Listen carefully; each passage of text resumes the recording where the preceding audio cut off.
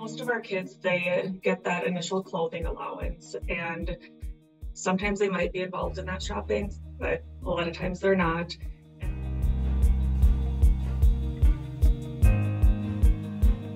Yes, I'm Leah Schimmerhorn, and I work for Becker County Human Services.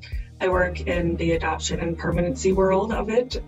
I primarily work with state wards, so that would be anything from like infants to teens and young adults in extended foster care.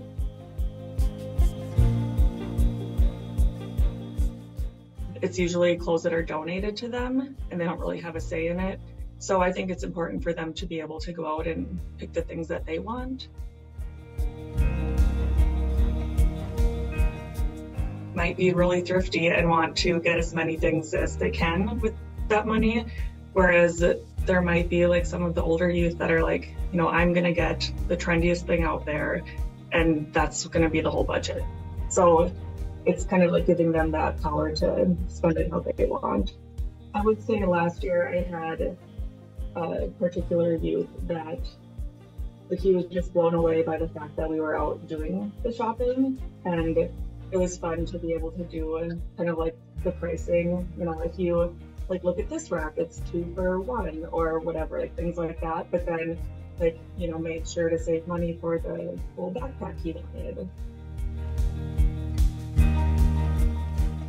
I think, I mean, it's huge for them. Again, like that just feeling of being empowered and having a choice in how they do it too, I think is really important, because, you know, some might be looking forward to that visit with the social worker or guardian ad litem and want to spend the whole day doing that. But then others, you know, there's a lot of shame that comes with being in foster care, and it's not cool to go with your social worker or that community member. So being able for them to have that fun back to school trip that a lot of kids get and that they haven't had.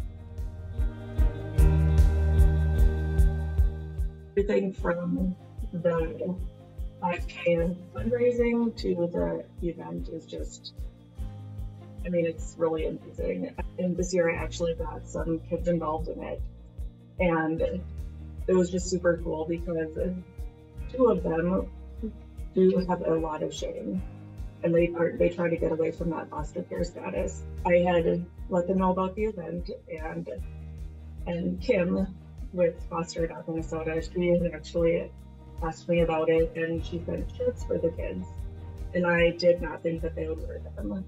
You know, like having that, you know, Foster Adopt on there. But we went around our small town and they wore those shirts proudly.